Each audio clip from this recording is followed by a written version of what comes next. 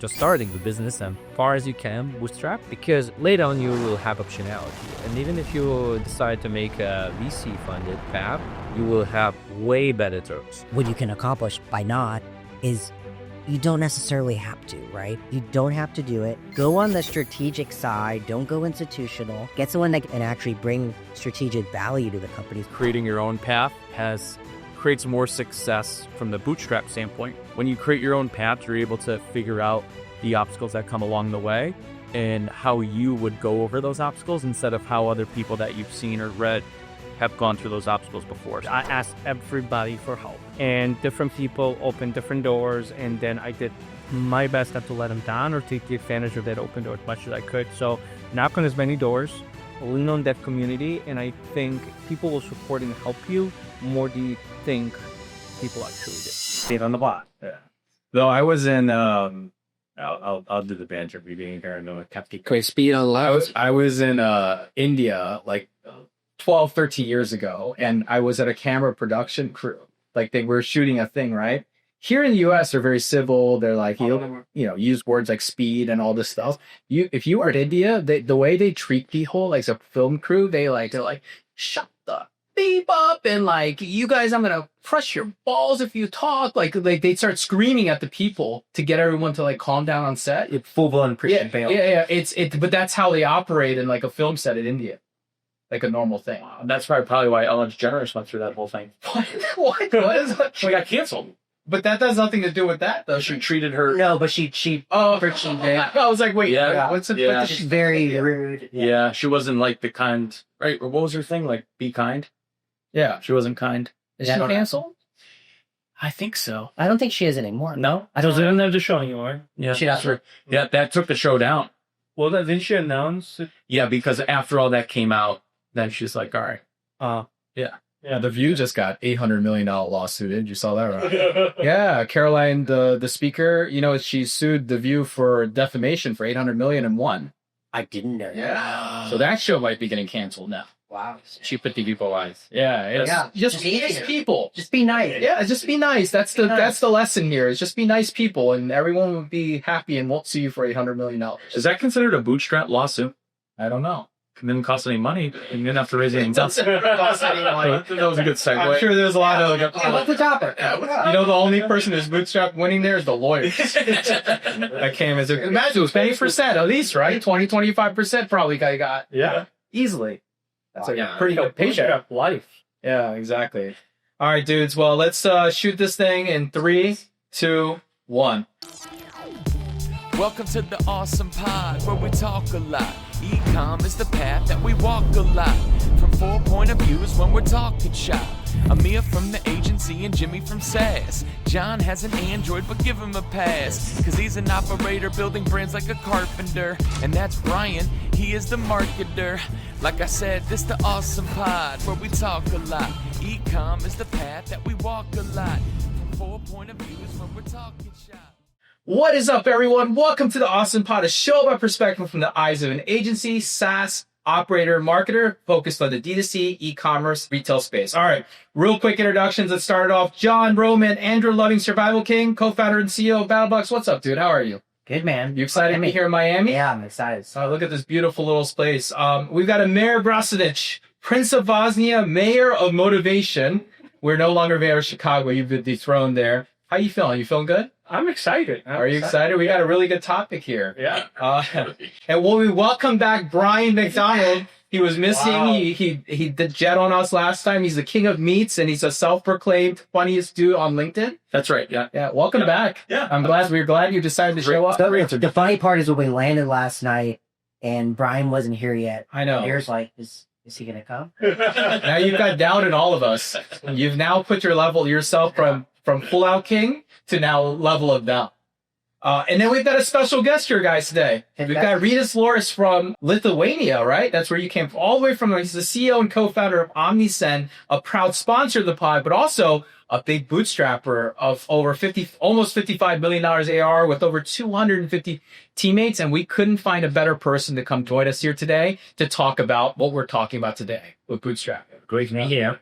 I guess. Yes. Yeah, it'd be nice, you know? Yeah. And beat the weather. We gotta get you like one of those Miami shirts, a Cuban shirt. Yeah. We gotta make sure when you're out on the boardwalk, make sure you pick one up and get a really colorful. Yeah, the family south. Yeah, you gotta fit in around here, Yeah, black doesn't suit. Yeah, and the long Meanwhile, we're all wearing black. I know we're all wearing bands. That's all I know. I think there's a memo. Yeah, that's right. Anyways, with that, my name is Jimmy Kim. I'm the moderator, the brain, the man of the people, the email dude. And if you're listening to this pod and you want to hear unfiltered hot takes from us, come check us out at awesompod.com and subscribe to our newsletter. Second news, we have a live event coming up. We've been pumping it for the other one. We've got a second live event coming up in San Diego this time. Commerce Roundtable San Diego. This is our third year running this thing. It's on the water. It's beautiful. 600 people will be there. They'll have amazing food, amazing lineup. We've been talking to a lot of speakers and different things, but if you want to check that out, commerceroundtable.com, San Diego, September 22nd, 23rd. All right, guys, we are talking bootstrapping. The title of this pod here today is Bootstrapping Success, Building a Business Without Fundraising. I want to start off going around the room. Who's bootstrapped here? How do we look at this here? I think everyone is, right? Literally at this point in their businesses. So everyone's bootstrapped. I want to start off with the most important question, fundraising. I think there's a lot to think about here, but why would someone choose to bootstrap over business, over fundraising? Like, let's start, John. I'm going to start with you, John. Why did you choose not to go fundraise, but you could have gone and fundraised on this? Yeah, so we had term sheets. So when we bought the business back from the SPAC 2 years ago, we were going down the VC route. That was the path we had decided we were going down. We were okay with it. We had term sheets. I just couldn't get comfortable with the covenants, with the asks, with what they want. Is it, maybe not the best time? So we're talking late 2022, early 2023, a bunch of either VC world's gotten rocked a little bit, especially by D2C brands. So their asks were just a little bit too much. We just couldn't get comfortable around that. So we decided in a pivot, we had an LOI signed 3 months into it. Already a couple days past our initial close date, when we decided to pivot and not take other people's money and go even traditional. When you pulled out, did they try to push you harder because the FOMO kicked in? To be fair, if any of them are watching this, we might not, have been overly communicative on the change and pivot of funds. You just ghosted it? No.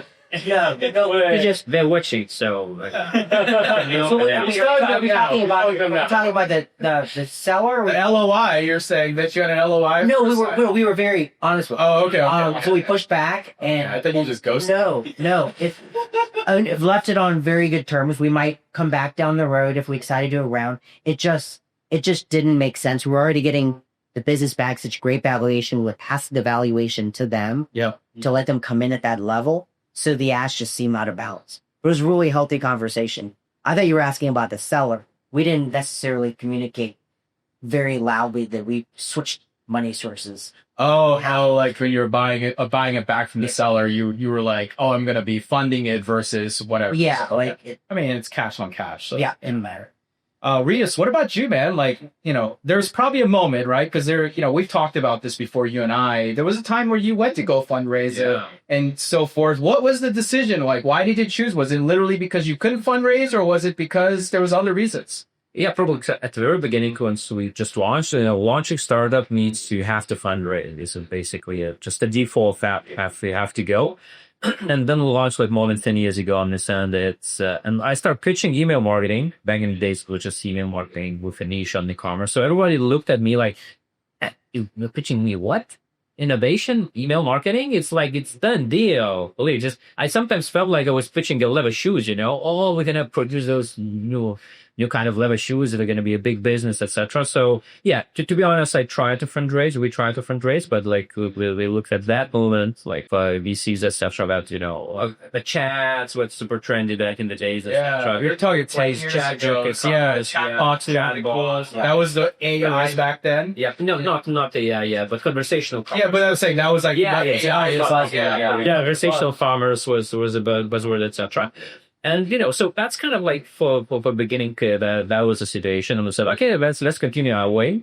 And we were in a favorable position because Omniscient was a pivot from digital marketing agency. And so basically, we managed to fundraise ourselves from agency activities, etc. And and afterwards, we fell in love with Bootstrap. And actually, what we don't even like calling it Bootstrap. We love calling it customer funded.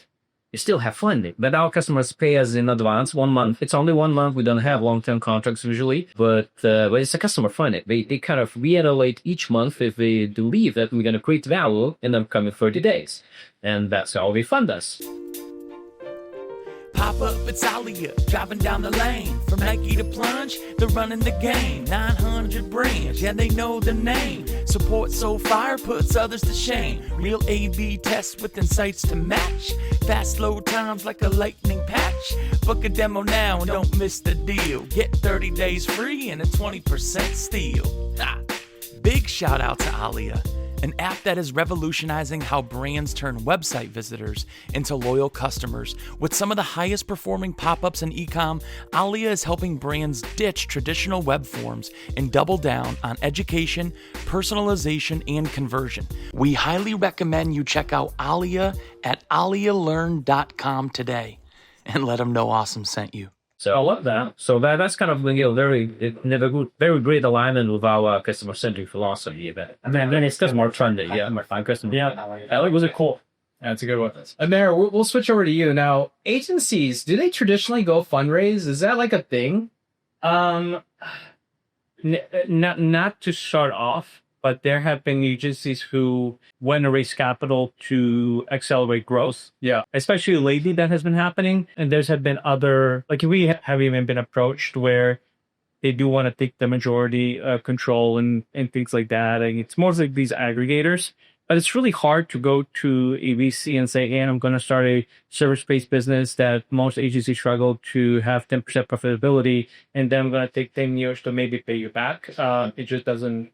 Yeah, economics. Yeah. And the reason why, but I mean, outside of just like, when I think about fundraising, it's not just VC, but right, you may take debt on, you may take different things on, but you're right, like profit margins are tough. And I would argue to most agencies didn't start up as agencies. I didn't hire 5 people off the bat. It was me that at one point I needed help. I hired a second person, then fourth person, the sixth person. So it's a low gradual. And then when you hit about 15 to 20 people, in my opinion, you have to make a decision. Do you keep it as a lifestyle brand and focus on the bottom line? Or do you take the risk and you start reinvesting, become customer funded to accelerate your growth to a much larger team? And when agencies are funded, there would not be C, it's more P, right? It would be more people looking at private equity doesn't like it. I would honestly say most agencies that I know that have raised money, it's been getting loans from banks and putting up collateral. Okay, so not even like venture debt. You're just saying like more traditional SBA stuff. Yeah. I just the VC and PE comes, I think, after you're usually like 10 million in revenue. Okay, that's when that potentially some consolidation, like acquiring few agencies to make it the biggest. To buy. But that's they go raise money to go buy roll up editors, roll up. Yeah.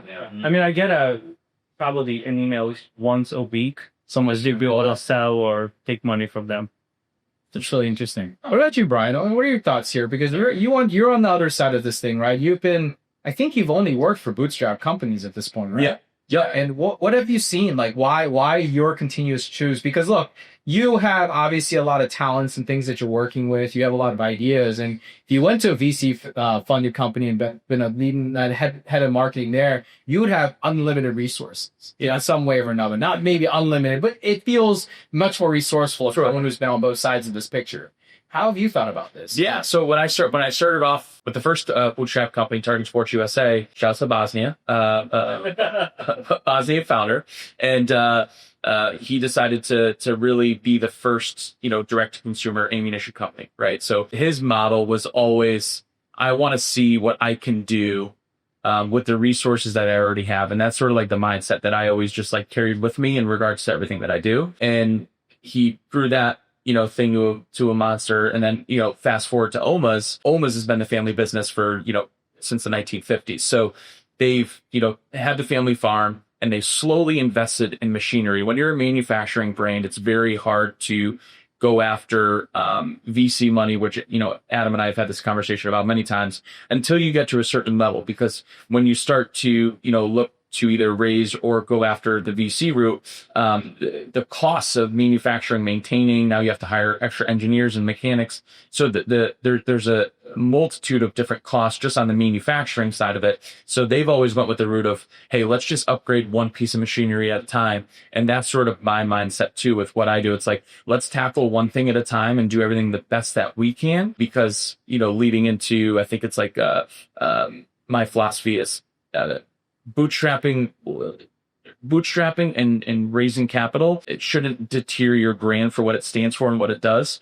So the way that we approach it is, let's just do this thing as much as we possibly can until we hit limits within our constraints in regards to not a big enough manufacturing facility, right? We have too many customers for the output that we can achieve, and then we'll go after and try to raise some money. But as of right now, we're 100% bootstrap. So you think go down the road for sure. There's a path that you guys are actually willing to do. For sure, right? So like, for an example, I was talking to you about this last night. We just purchased a $420,000 machine for our portion packs, or the 8-ounce portion packs. Before, it was just a single nozzle, and we'd have a guy fill it, right? So investing in the $420,000 machine, now we can do 8 at once, right? Which cuts our COGS down by, say, 8%, and our output increases by almost 4x due to speed. So that will pay off that $420,000 machine as long as, more customers keep buying. So how did you fund this? Did you get a loan, or did you? Cash flow? No. So free cash flow paid for half, and then the other half was a loan. Bank. Yeah, bank just do. Yep. And that's self-financed. And that's literally what they've done for since the beginning. Well, let's talk about this, because I think that's always the biggest challenge of bootstrapping: finances, right? There's two things that I think are really interesting. One, Anthony Combs, who was on the pod a couple of pods ago, he said something really interesting that stuck with me a lot, which is that teams have a certain DNA. When you start building it, the culture, the DNA, I'm sure, Regis, you probably have felt this over these last 10 years. You guys now have a very strong DNA around this. And when you make that shift into making a funding, right, you take funding on, it's hard for teams to make that shift and ideology change, right? That comes into play. So let's talk about customer funding, thinking about how you're able to manage and the tough times you have. So Regis, I want to kind of kick it off with you. Like, when you think about the story over the last 10 years, what was the toughest part of that journey of being customer funded? So I completely agree to what you said. So the entire team and the DNA now, we have a balance and culture that kind of first is we're a customer-centric organization. The first statement is that we are customer fund. Yes. So changing this is really would change a lot of, or require a lot of change in the mindset as well. And many people will maybe change of people themselves, because, I agree with you, like being bootstrapped, and you always have like limitations of resources. And this is how you build your mentality around that you always have to be a little bit scrappy and find a ways to get the best results from the limited resources. But at the same time, I think this is the thing that unleashes your creativity. Because if you feel like you are unlimited in funding, but funding is not unlimited, and it's so easy to burn all that, like tens of millions or hundreds of millions of money. And we have so many examples in the market in general where startups say, I raised 60 million, and just, 1.5 year, they file bankruptcy. Yeah. So, and the toughest time, so probably it was the beginning, it was the beginning, because then you get to a certain level, and of course we have a great privilege that we don't need to buy stock too much. So basically, customers pay us like at least 1 month, but it's still advance payment. So we are very privileged in that case. But the very beginning was the toughest. Yeah. So pivoted from digital marketing agency helped us to self-fund it. But at the same time, it's still like you constantly felt that there's shortage of resources. Now we are kind of profitable for quite many years, so we have a little bit of cash in our balance bank account. So if we want to accelerate something, we have already resources to do that, etc. But yeah, the very beginning is a bit of the toughest. So in the beginning, were you essentially running your agency, the cash flow, the SaaS that you're trying to build? Mm-hmm. Mainly. Yeah, and we raised from a few business angels at the early stage, but it was like 200,000-ish amount, but we did it in convertible notes format. So basically, we became profitable soon enough to be able to pay it back as a debt with interest. Yeah, and that's it. So basically, being the balance sheet, etc. And so no institutional funds. But yeah, still, I believe for any business at the very beginning is the toughest. It doesn't matter. You fundraising, you don't. But if you manage to focus on like customer needs and find a monetizable customer pain for which customers will be paying for your service or product if you make product. So yeah, so that's the best thing. It's the most challenging. But if you manage to succeed, you have multiple options. Yeah. Go either route you prefer to do. Go. Yo, listen up, let me put you on game. OmniSend's got the tools and everything that they claim. Email, SMS, yes, all in one. E-com brands love it cause it gets work done. Yeah, 125K worldwide. Reviews so high, got them beaming with pride. And their stars are 4.8, no joke. Shopify bags, so you know it's dope. Automation so slick, like a self-driving whip. Bring them back with a click, never losing the grip. Easy migration, yeah, that's no stress. Support so strong, got me feeling real blessed. No sneaky fees, no surprise in sight. Ain't calling it alignment just to raise the price. So if growth is the goal and sales on your mind, OmniSend's got the tools, now go get what's mine. Hit OmniSend.com today and watch your brand take off, okay? Oh yeah, and tell them Awesome sent you. At what point did you realize that financially that you're no longer an agency and you're becoming a software company? It took us 2 years. Yeah, since the launch of initial like MVP. Okay, at that stage we thought that we launched a product. And now I look back in the days, it was just like I didn't know why anyone at least paid for that product. It was just such a premature product for the market. But still, probably if someone is paying for your premature version, probably there is a good indication about it. Yeah, exactly. But there is a need for in the market for such a service or product. So. Yeah, it took us 2 years. And we were innovating a little bit too much. And we had a short conversation with you prior to recording. But, we were innovating with pricing models as well. And back in the days, MailChimp was dominating the market. And basically, we took MailChimp pricing, made it 1-to-1. And we said, okay, this is a better offering for if you sell online for the price of MailChimp. Yeah. Mm-hmm. And then we start urging money. Yeah. Sorry. So, and while we're innovating with pricing models, etc., customers sometimes just want simplicity. You need to innovate too much. Yeah, 1 or 2 angles is enough. You should iterate all 5 of them. Right. No, we see that. I mean, I've seen that trap. I fell into that trap just as much. I think everybody does, right? You want to be newest and greatest, right? You also probably were trying to raise money. And what do they ask you? They don't ask you what's email marketing or what you're trying to do. They ask you, how do you differentiate? How are you innovating? How are you doing this? Like, how are you pushing the needle? And it makes you think like, oh, I need to go do something crazy and special. Oh, and this will absolutely work. And then you take that combination of probably being an earlier founder in that you probably didn't do all the right, you don't have the typical practices of like a well-oiled machine where they're doing product research and they're doing all the right things. A lot of the stuff that you do in the early days is gut feeling, right? Cool. And that's definitely something that comes into place. And I think like guys, you face this as well, like, and especially kind of those who raise too early without an experience. Yeah. I mean, if you are a serial entrepreneur, you do it for a 5th time, you know what you do and how you will use that money effectively.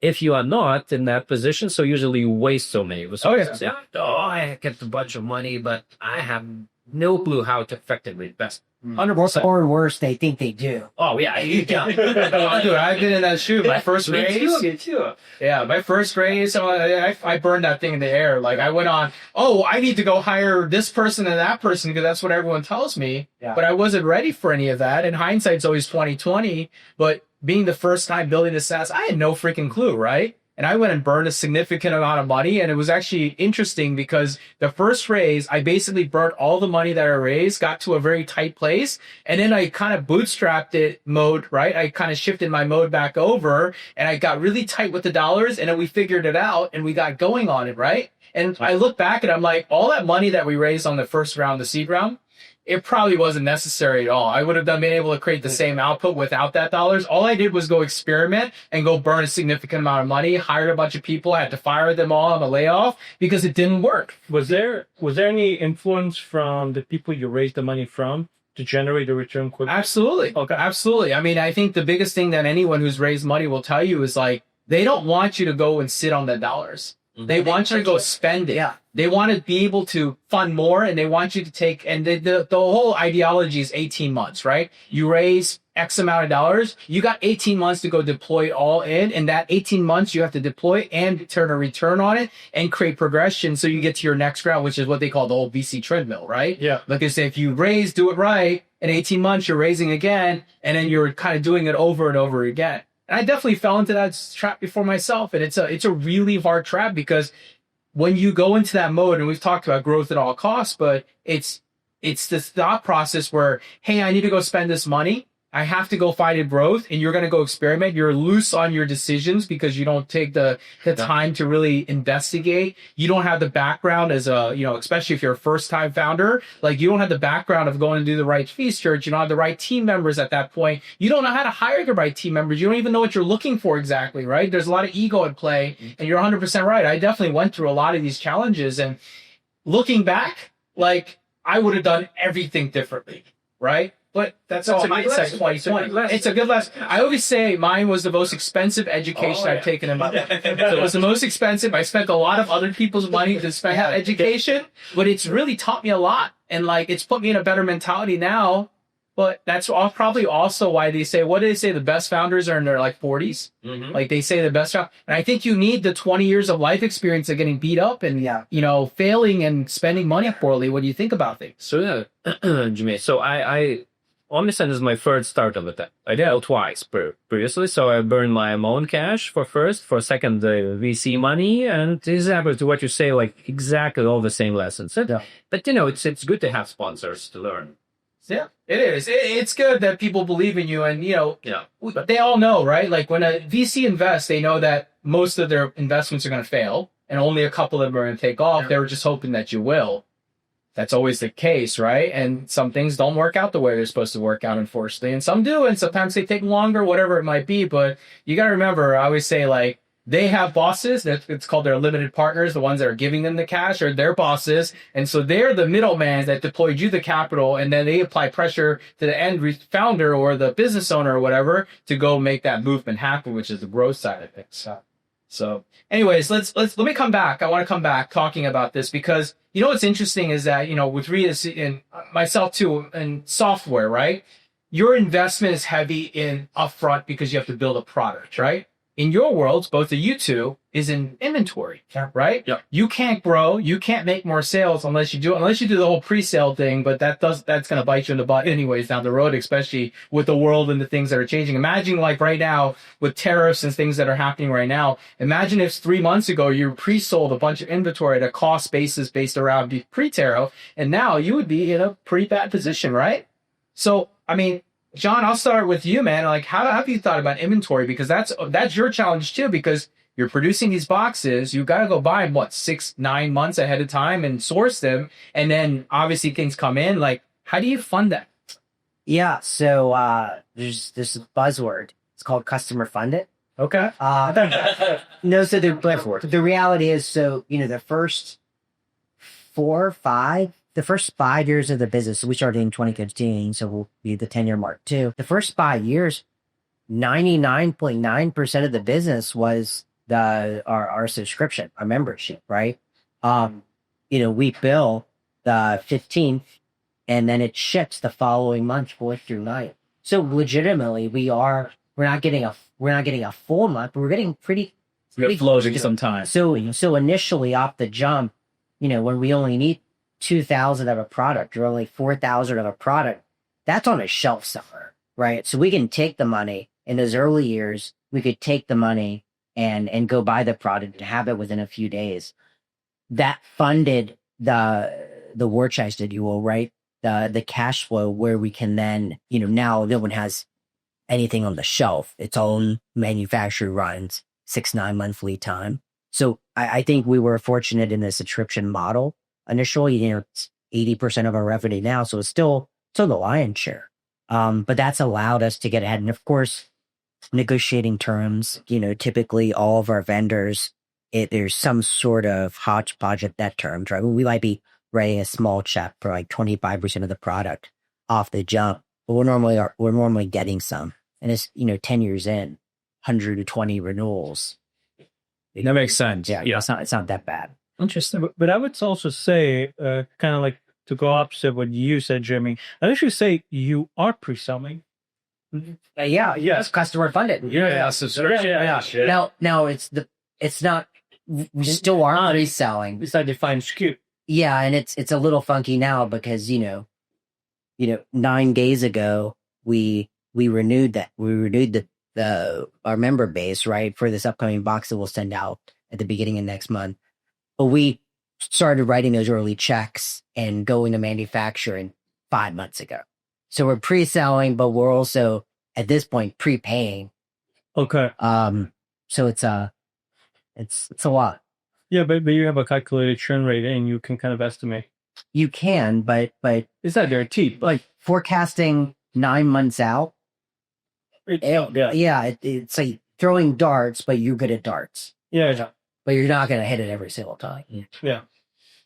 Brian, I want to flip this to you because there's two thin thoughts for me because it's interesting. One, being in marketing and running the marketing department on a bootstrap company, you obviously have limited funds.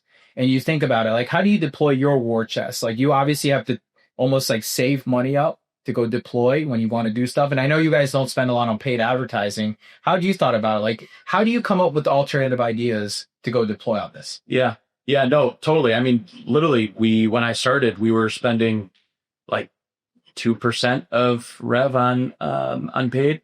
And I pulled almost all of that back to save up for the website that Amir and Farella are still finishing. No, it'll be, we have a launch date. I wanted to bring this up. Stop.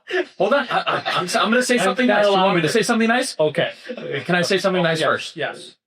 I love it. Yeah, because you got those shoes on. It's freaking me out. Gotta give Elena her shoes back. Just give Elena her shoes back. All right, so we are launching on the 19th of May. So Monday, May 19th. So really excited about that. It's coming up. But the issue was, right? He's got a copy on. Start. Yeah, it's the truth. We all of our integrations with NetSuite and Recharge and NetSuite Connector and everything like that. And then Rui's limited time because Rui's the only one that's able to handle most of the migration and sort of implementation of it. Well, when was the website completed, coding-wise? Oh, yeah. No, they crushed. That was... The website itself was done. Is done. So respect there. Yeah. But anyways, let's go back to that. It's not all about you. Okay. Back to where this started is... I like that. It's like a backwards compliment. That's exactly what that was. Backhanded compliment. Yeah, it was a backhanded compliment. But all right, we'll go with it. So for me, it was, when I first started, obviously, like I've been through the whole low hanging fruit stuff, right? Like, how do you attack low hanging fruit in a way that doesn't cost you a lot of money, whether that is, through your acquisition of customer information. We're talking email campaigns, email flows. We're talking organic social media strategies, all that stuff. But then in the grand scheme of things, I said, the one biggest accelerator that we can sort of save up for on my marketing end that will help grow the company at a faster rate is getting a new website and moving over to Shopify. BigCommerce, as we know, not a fan, right? They'll never sponsor the pod because I'm not a fan. That was our biggest opportunity to accelerate the growth moving forward in the future. So I pretty much pulled back all of our spend. We're literally almost at zero to save up for Perella and Amir's team building a new website, which is coming out amazing. And then also to save up even more money, which we've gone through. Also, I don't know if you were out when I think you went to bed. I was talking about like a SKU rationalization from like a cash flow standpoint in order to save up more money for other things that we want to do. So we had 140 SKUs when I first started 2 years ago, and I've slowly cut them down, and we were at 92-ish when we started talking to Perella. And I ran an 80-20 report, not me. I'm not that smart, but I read the 80-20 report and I said, hey, there's all of these SKUs that account for like 6% of our revenue. And we were also the company in the past was trying to offer everything, right? Yep. Similar to the software where it's like, hey, we have to keep innovating, keep offering other products. For what? Let's get really good at a few things. So by decreasing our SKU size, we're going to launch on Shopify with Prella with 62 SKUs. Oh, wow. Well, what that's going to do now is free up manufacturing time to allow more production to get our hero SKUs out there, which is going to cut the cogs down on those. So it's going to essentially allow us to get more cash flow in order for me to deploy that in paid ads when the website starts. So that's sort of like how I thought about all of this when I first started up until today. Interesting. And even with software, that's exactly what we do time to time. Like every quarter, at least once per 6 months, we review the product, and there are always the features and capabilities that adoption rate is so low, and we just deprecate it. And it's not easy because there are still customers who use it, and you risk that they will churn because maybe it's a killer feature for that. But it's maybe even just 1% of that's like for our kangaroo. We sold kangaroo, and the I didn't even know you sold kangaroo. Yeah, we sold a ground kangaroo, and Adam's mother's like, oh my gosh! So they sell raw pet food. Raw pet food. So we make the pet food, freeze it, and sell it in blocks. So you have to get kangaroo from Australia. Yep. Okay. Yep. So that did like $3,200 in the past 12 months. It's like, what are we doing? Okay. Right? We're losing money on it. Exactly. And Adam's mother was like, oh my gosh, but Lucy's been with us for so long. She loves the kangaroo, and so does Debbie. Oh my, they're gonna be heartbroken. It's like, I don't know what to tell you. Yeah, you know, you switch. But to your point, that's sort of where your mind goes as a founder, where you don't want to disappoint the people that love the product, but you have to put the company's future ahead of people in the past. So until you just said that, I didn't think the correlation to software, but now I have an example. A couple months ago, this year, Recharge sunset this one dashboard. You know, they have like, call it 15 different KPI dashboards in their back end. And they sunset this one that we had business rules around. Like Leah's going in every morning and updating and dropping in this tracker that automates all this stuff. And like they had three team members like on a call with me, like trying to walk me through how I can do it somewhere else. But it was because it didn't make sense. And old was using it. It costs money to maintain. Yeah. And because maintenance is usually kind of, those are hidden costs, and they're not visible, right? But then you calculate how many hours actually engineers support spends, especially kind of if the usage is very low, and it's kind of a tricky situation if the usage of some features is very low, and it start become clunky after some time, and you never prioritize it, and your customers become unhappy. Those ratios or whatever. Kangaroo. Yeah. So after some time, basically those features start losing the quality because you will never prioritize them to improve them. And the life, goes on, and you have to constantly improve. You have to add AI capabilities, etc., etc. So it's always, I completely agree with you. And it's always very important to review the service package you have. Sure. So when you did with Tapped, I'm kind of interested, and maybe I'm wrong, Brian and John, correct me. I feel tracking physical inventory products, having money sit on the shelves a little bit easier because you're seeing the number, what you paid for it, cost, and everything, compared to having like technical debt in a feature that you might be updating, supporting, and everything, and then not knowing or knowing, depending how you measure, like how do you evaluate what is the technical debt you have with a feature before you actually sunset it? Oh, that's it's not an easy exercise. Yeah. It's basically kind of. There are certain metrics, so basically the adoption rate, so how many of your customers is using the features, and basically the early indicators are like the usage versus the complaints. And there are sometimes features the usage super low, the complaints rate is high. So this is the first candidate to be reviewed at potential deprecate, because then your existing customers, they become unhappy either way. So it's just basically to be honest to yourself, and we will never improve it because Raggedy actually needs it. Oh, there are a small percentage of somebody needs it. So those are kind of early indicators, and based on that, it's in many cases just educated. Yeah, I think as long as you know how to measure. Yeah. and you Yeah. have across you have methods as place to measure, then I don't think it's much different. I'd actually say it's easier on software because you can at least measure daily average use, monthly average use. You can look at the login and look at it. On their side, on product, you're buying a crap ton of product and putting it on a shelf. And then you just hopefully will sell through that product. I mean, you don't probably, but you do, right? Like that kangaroo you're talking about, you probably got lost because it's spoiling essentially, right? Yeah, well, that and when we were moving to the cold trap 3PLs in New Jersey, Indianapolis, and California, and it's $35 a pallet per month per location. So now you have $1,260, whatever that is, a year in storage costs. Well, we have to sell $8,000 of that just to pay for the storage costs. Typically in frozen, at least manufacturing, your storage costs should never exceed 9 or 10%. So that is like a metric that we look at. And it's like, if it doesn't meet that metric, then I'm like, axe it, so that's why we axed a bunch of stuff. Makes sense. Yeah. Yeah. So Jimmy, last night after you went to bed, Brian and I were going into this because it's a constant thing that a battle box we struggle with. So we have, probably 2,000, getting close to probably to 2,000 different SKUs now that we sell in a one-time capacity. So we were trying to figure out, okay, well, how do you, what is, Brian was telling us about going from down to 62 SKUs and thinking about an R well, what's a good, do we need to move 100 units of something a month or a year? What's the right number for it to justify sitting in the warehouse, all of that? But it's not apples with what Brian's doing because they're also manufacturing. Our formula is much more simple, right? We're getting product, putting it there and selling it. They're having ultra manufactured costs. So theirs is like such a different advanced level. That's interesting with the inventory. So you've got 2,000 SKUs, right?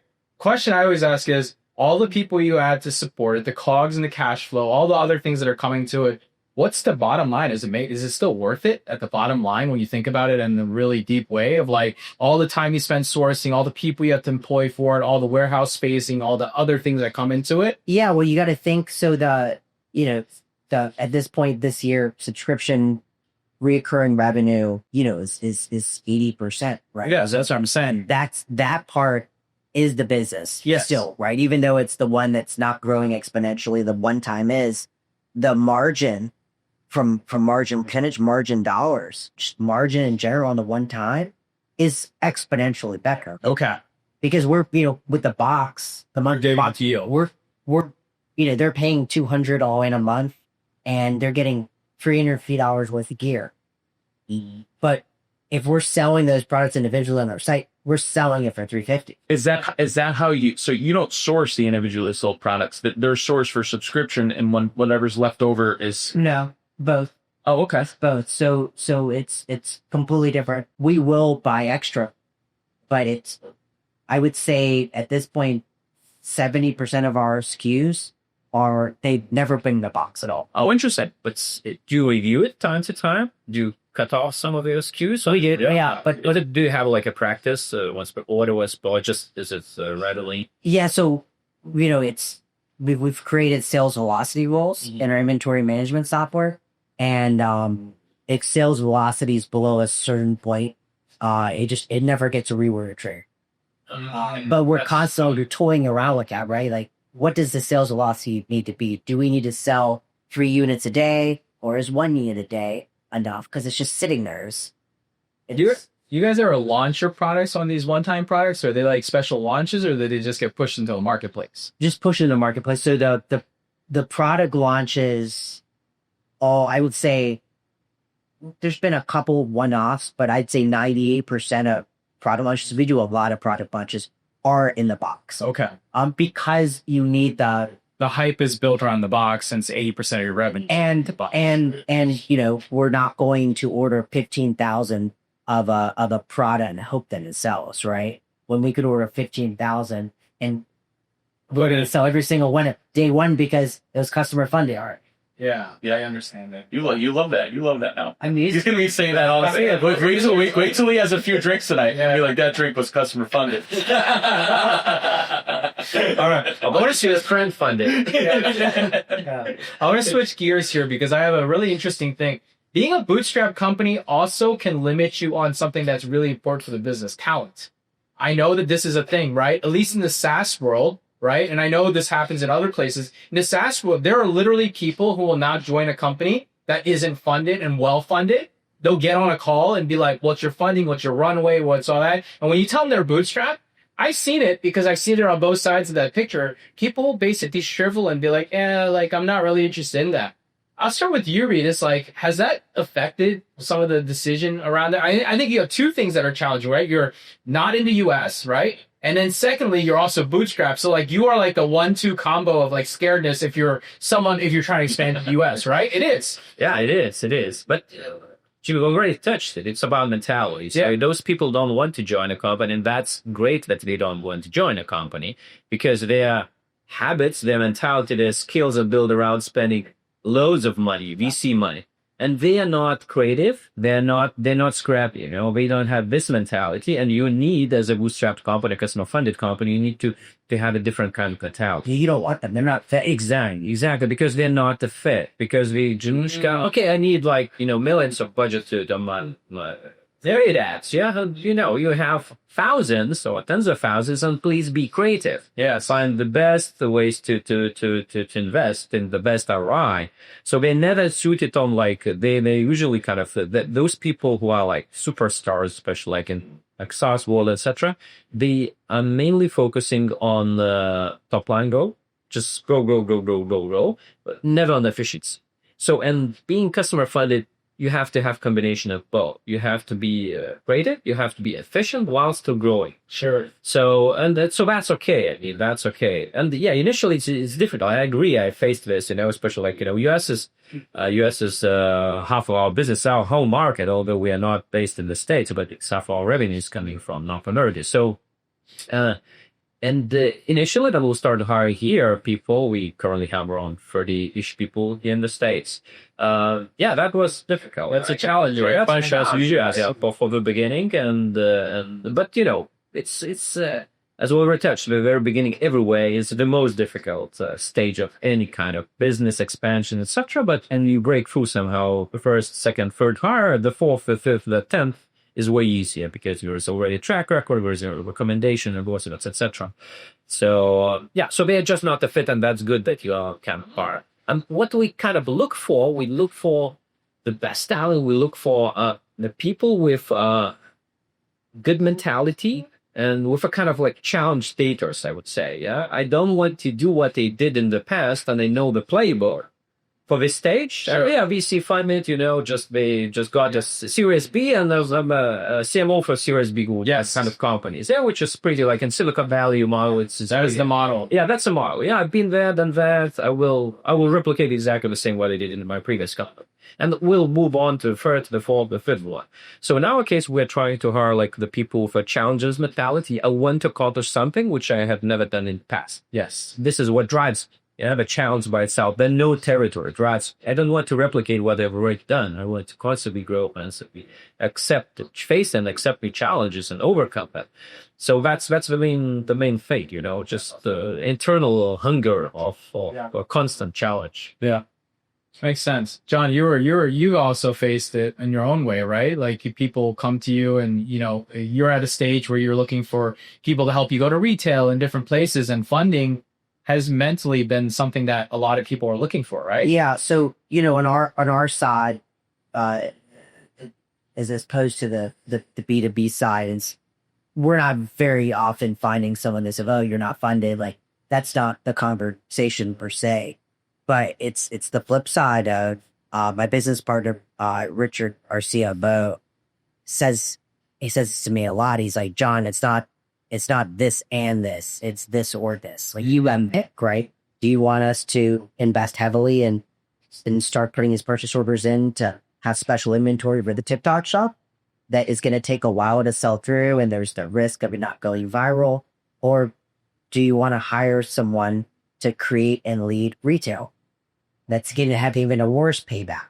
Like while the TikTok, there's a very clear path. Sure. So that's a challenge of being bootstrapped, right? Yeah. It's not this and this, it's this or this. Interesting. So it's a challenge.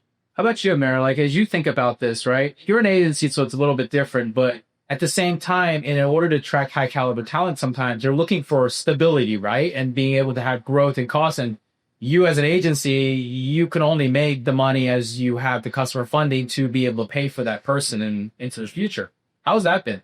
So I made a mistake, and I think a lot of Bootstrap founders, even founders make. I think a lot of people, when they're trying to attract with talent, sell the dream instead of the reality. And what I mean is, when you sell the dream, we're going to be this, we're going to be that, you're creating this pretty picture. Kind of like my E2C bro selling, $1 million flips. When you're selling the reality, you're disqualified every single person who can't function in that environment. You want the person to say like, hey, I see your plan. I see that this shit is going to be hard, but I want to go to war with you. And if you don't have in the beginning people that are going to go to war with you, you're going to lose that war. Sure. I made that mistake in the beginning. So like one of the things is, I came here as an immigrant. My dad had to take any job he could. Even after the war in Bosnia and everything we went through, he went to work overseas anywhere if he could just to pay the bills and make ends meet. Sometimes he'd go places and never get paid. And he'd come home empty-handed, and it's like, how do we survive? Same thing even in the States. People took advantage of him and the situation of the immigrants here. And I always told myself, I'm going to have enough money into the bank account where I can look somebody in the eye and say, hey, I'm going to tell you right now, for the next 6 months, got nothing to worry about. But I'm also going to ask this in return from you. The first 2 hires that did that, I saved a ton of money. I had to pay myself bonuses. And they were the 2 worst hires that I ever made. The money was gone. And the worst thing is time is gone.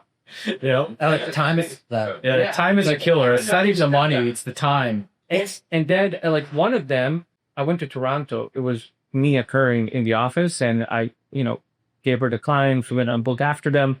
I go to Toronto to audition. I laying in Toronto, my phone connects, and she says, I quit. With our SIs. Nice. And I'm like, okay, now I just invested. At that time, it was a lot of money to get to Toronto to do all of that. And the biggest thing was the opportunity cost, because now I had to shift away from networking and making relationships with Shopify to make sure my clients and projects are going okay. Sure. It was few people. But yeah, I think that that's the biggest mistake. And I've switched over to that. I was actually looking for a paid person to hire recently. And I was brutally honest with him. I was like, this is what you're walking into. Either buy it, or go look somewhere else. I've heard that. That's brilliant advice, actually. That's brilliant advice. Yeah. I've heard literally that. Like, I'm looking for, like, I had a brand to come to me and they're like, do you know any great growth people? The problem I have with growth people is they all only know how to spend a ton of money. I have no idea how to be creative. They don't know how to actually come up and like be thoughtful. They just need a lot of money to make things work. And it was a bootstrap company who was looking for this, right? This was my friend Tyler at Peachy Babies, right? And he was complaining, and he's like, the only way I could do it was I had to go hire some guy in Tennessee, or I don't remember where he is, but he was like, we don't like to hire remote. We had to hire remote in order to find that type of individual and culture. And he's like, everybody wants to just go spend a lot of money. So, Go ahead. back, you're talking about it being a mistake. So I'm now going back, the previous career, being hired to run the sales teams, and I've been pitched where it's just the dream. It's just the loose guys. It's not reality. And I agree with you 100%. When that happens, it's never off to a good start. But I have someone that did the other side of the pendulum where they were overly honest. And I don't know, even though I was talented, I don't know if I had the maturity level at that time to really truly understand and comprehend what they were saying. I took the role, and they weren't wrong, but I quickly realized, man, I don't want to do this. So I think you can have a super talented person, but if they don't have the maturity level, which normally comes just purely through experience, you must have to have a little bit of both. No, you do, but I think when you're selling to reality, and you want to attract a good person, you got to share the plan with them. Yeah. What do we need to do in 3 months, and where do I need to be in 12 months? Because every single person here and that starts a company, the biggest bet they make is on themselves. Right?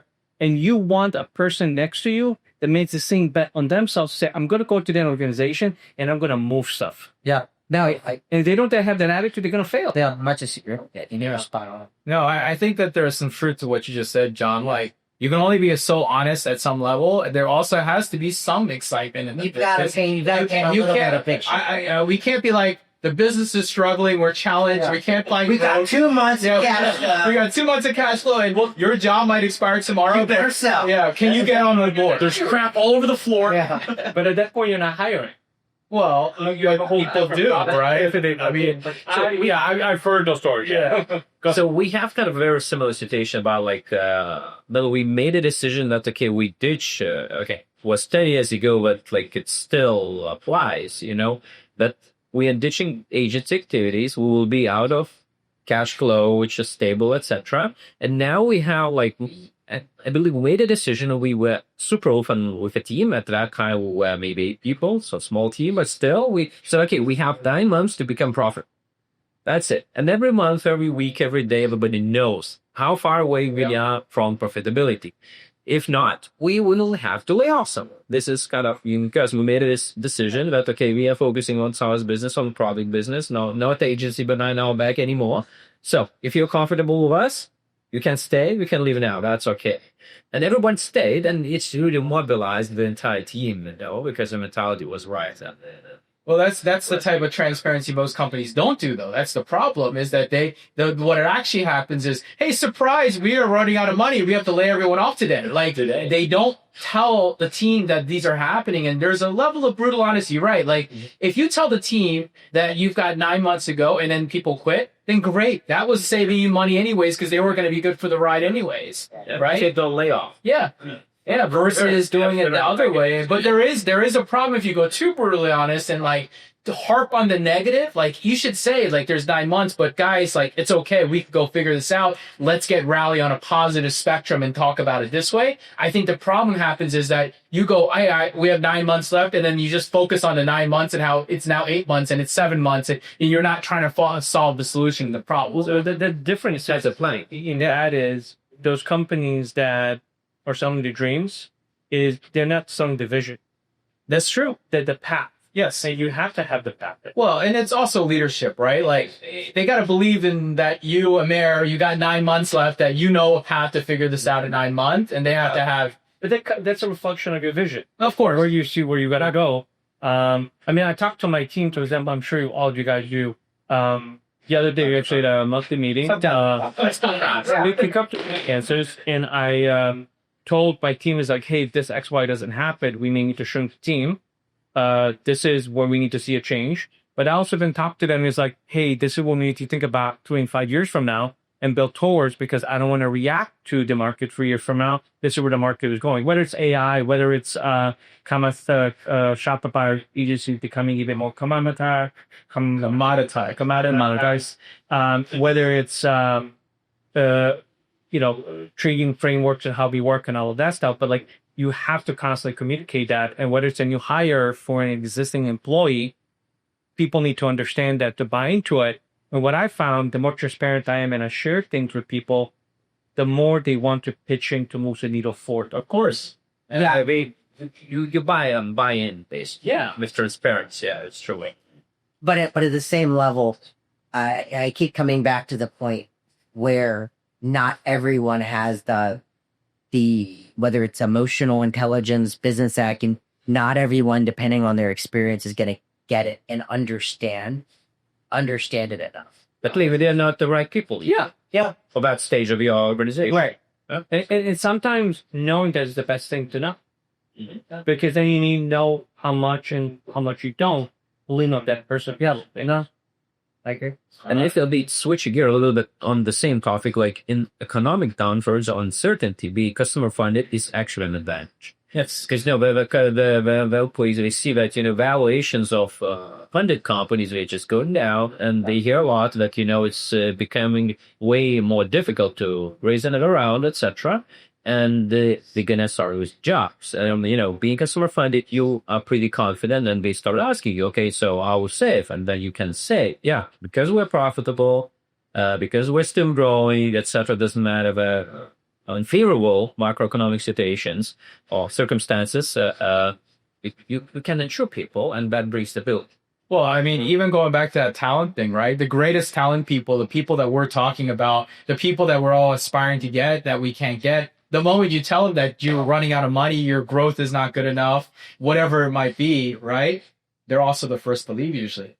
So there's a lot of truth there. All right. I want to wrap this up with a quick lightning round, all right? What one piece of advice can you provide as a bootstrap founder or someone listening to this who's thinking about the whole bootstrapping thing, right? What tip can you provide to each person as a piece of advice? I'll start with you, Riz. You have a piece of advice you can give them? I think it's very simple. Change your mindset, be customer minded, but anything else? Yeah, so probably kind of like from the very beginning, especially those who maybe are both just starting with business and they have both options. So I would advise to go as far as you can bootstrapped, because later on you will have optionality. And even if you decide to make a VC funded path, you will have way better terms in comparison just raising on the deck stage. That's a good one. John? Yeah, I'm trying to think. So I'm on board of a couple of software companies that are at the point where they are supposed to raise. It's just that's where they're at. It's time to raise. And I think the advice is more on the B2B side. And I mean, you're a perfect example of what you can accomplish by not is you don't necessarily have to, right? Like it's just you don't have to do it. I'm a big believer in taking, you said you took a couple like smaller checks, non-institutional. If you think you need, or maybe a few $100,000 is all you truly need, go on the strategic side. Don't go institutional. Get someone that isn't just dumb, mean, aggressive money. Like get someone that can actually bring value. Because there's people who exist, right? Sort of us in the real world, write a check and actually bring strategic value to the company. So I think you don't have to go the path of traditional VC. Ryan? My turn, guys. From the brand side of it, in all seriousness, two quick things. One, just how my mind works is like create your own playbook, right? I think a lot of times we, as much as Amir loves books, big book guy over there, we always love to claim that we learn from what other people have gone through. But I just approach life, I'll just figure it out. And I think creating your own path has creates more success from the bootstrap standpoint, customer funded standpoint, because you're creating, when you create your own path, you're able to figure out the obstacles that come along the way and how you would go over those obstacles instead of how other people that you've seen or read have gone through those obstacles before. So, and then on the brand product side of it, there's so much money. I always tell people like when they're looking to expand, their offering from a product standpoint, there's so much money within a tank of gas from wherever you sell your product, wherever you're located in, like how much money is in the state of Connecticut, for example. And a lot of times we look at the brand side, it's like, oh yeah, we have enough customers in Connecticut. Let's go to Ohio now. It's like, dude, there's still a couple more $1 million we can capture here within a tank of gas. So that's how my mind works is you can accomplish so much with just one tank of gas. Nice. Amir? Advice? We talked about being customer funded. One of the things A little bit. Yeah, a little bit. One of the things from our side, I always talk to people, and I actually spoke to my team yesterday. I say we're community built. There's nothing that I would say I've done amazing. I think one of the things that I was just stubborn to try to make this work, and I had amazing people believe in me, whether it's the right hires, whether it's the right partners. But one of the things that I think I got right is I asked everybody for help, and different people opened different doors, and then I did my best not to let them down or take the advantage of that open door as much as I could. So knock on as many doors, lean on that community, and I think people will support and help you more do you think people actually do. Yeah, I love it, but at this same level, I don't want someone seeing this thinking you can just take from people. No, but it's like your value. You have to return back. 100%. You have to deliver. I'll use one example. When I started Prowler really quickly, the Shopify partner program for experts and plus partners got shut down. I couldn't enter it. I had to compete with other plus agencies to win deals. There was this girl. She's I know the sales executive, Millie. Never met her in life. We somehow got connected on LinkedIn or whatever. She's like, why don't you come up to Kitchener, to Ontario, to our Shopify Plus sales office, and I'll introduce you to the entire team. Now we had to deliver, but she opened the door and we had to take advantage of it. And that helped our company tremendously. That's great. That's great. No, these are all great pieces of advice to them. All right. Yours. My advice, I think as someone who's been on both sides of the picture, right? Who's someone who's raised money and so forth. I think the biggest thing that people don't understand is what changes. And I think understanding and going to talk to people who are funded is probably the biggest piece of advice. If you're a bootstrap today or you're making a decision, go talk to the difference of pressure of what it comes to. Time, money, control, and something that comes into place, and also the DNA of the team. And like, we talk a lot about this stuff. And I think that the thing that I wish I did more time doing, and it's kind of leaning back to yours on the community, is I wish I would have talked to more people who had taken funding and said, hey, how is life? How are things? How is expectation? What changes? Can I, there's a different fire that you have when you're against the wall and there you have either I'm going to make payroll on Friday or not, versus I have all the money in the world and I can take a relaxation backseat, right? The energy changes when it comes to funding. And yeah, you're still fired up, but it's a different level of fired up and so forth. So I would say my biggest advice is go talk to other people before, and I would lean on the community, like Amara said, but just ask him, how are you? Are you happy? Are you sad? What happened? And, we all hear about the headlines on TechCrunch about all these great people, but you know what's not talked about? The 90% of people who are on the other side who have actually gotten screwed over because they went the other way. Yeah. And that's the thing that people don't understand. And I felt that on my own side, right? I felt that, and I know what it feels like on that side, and it's not great. And that's why even as I'm launching these new businesses and continuing to build new things, everything is about bootstrapping now. It's all about being customer funded and figuring out how to build the thing that I want. And if I can't and it takes longer, then that's okay. We don't have to do it in 3 months, 9 months. We don't have to go $0 to $18 million and $0 to $10 million in 18 months. Do it in 36, but at least you own the thing and you can control it, right? So there's a lot of that. I think that's so key. As such good advice is to talk to people on both sides. It makes me think, you and I have had lots of conversations about the difference of board meetings when it's terrible. Hey, you tell me about your board meetings, and I was like, man, that'd be an excellent day for me. Like that would be a great day. Not a board meeting like I've had in the past where it feels like it's just this stale, and maybe it was the wrong partners, maybe it's the wrong whatever it might have been, right? Probably that's pretty down the fairway. Yeah, but I know a lot of founders who've gone through similar stories as I have, and it's they don't talk about them enough in public because everyone wants to glorify the I raised mine. I did my and I raised it $120 million, but that doesn't mean your company's worth anything. He has this good book, Hard Thing About Hard Things. Yeah, nobody talks about.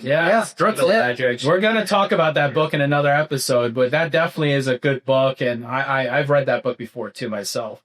All right. Now we're jumping into the end of the show, and we have a little game. Amara, can you look that way, please, so we can stop? I didn't write the answer. Oh, okay. That's because Amara's known for snooping over, but we have a game called Guess That Business. So John, you want to introduce it? I'll break it down. So I'm literally going to give clues about this business. They'll start from hardest, and they'll get easier and easier. Mm-hmm. And I'm asking the four of you guys if you guys try to guess what the business is. Pretty straightforward. So first couple clues you guys might not get, and then I will start becoming a little easier. So clue number 1, this company never took a dime of venture capital. No splashy fundraising, no Silicon Valley buzz, just quiet, relentless work until it wasn't quiet anymore. Yeah, I had no idea. Yeah, that's fine. Clue 2, something a little easier. Founded in the early 2000s as a side project for a web design agency, it became the most profitable SaaS business in the world, focused entirely on small businesses that bigger platforms ignored. MailChimp. Yes. I knew you were going to get it. Yeah. Because you mentioned it earlier. Say the rest. Yeah. So clue number 3, its product started as a simple tool, but it became a launch pad for the modern creator economy. By the late 2010s, it had over 14 million users and was generating $800 million in annual revenue.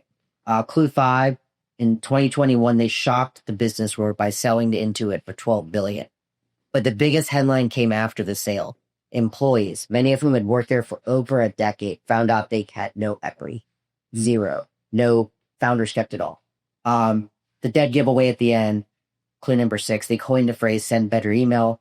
They pioneered the freemium model for SaaS and became synonymous with small business marketing. Their name combined 2 ideas, automation and whimsy. You might know them by their monkey. Yeah. I got pretty easy towards the end there. Yeah. No, it's I mean, it is. It's one of the most biggest bootstrap stories in the world. Yeah. It's a big inspiration. It's a big inspiration. Yeah. I know for quite many years, that was a biggest competitor for us. Yeah. Coming after them, but They're still one of the biggest competitors. yeah, But they stopped it. They Yeah. not innovating. They're Well, actually, you say that, but they're trying. They're trying more than, I would say in the last 2 years since they've been purchased by Intuit, they're doing more than they had in the last 5 years. I don't know if you agree with me on that or not. Maybe not, but I think kind of like the mentality have changed. Oh yeah, the mentality is not as when well. Intuit took over the mentality. I don't know about you guys, but MailChimp was the first example for me, and I'll never forget the day because I used to do SEO and track keywords and everything. When MailChimp surpassed Constant Contact on most searches, if it was a proof, like you get to throw the cake because Constant Contact was there. So That was the king of your constant contact. Yeah, people still use it. Yeah, they still use it out there. All right, guys. Well, that is a wrap. Big special thanks to Regis for joining us. Thank you, Regis. Bootstrapping success, building a business without fundraising. We talk about a little bit of everything, I feel like, and some really great advice. So hopefully if you're listening to this pod and hopefully you picked up something interesting that you can talk about, get some advice from all of us.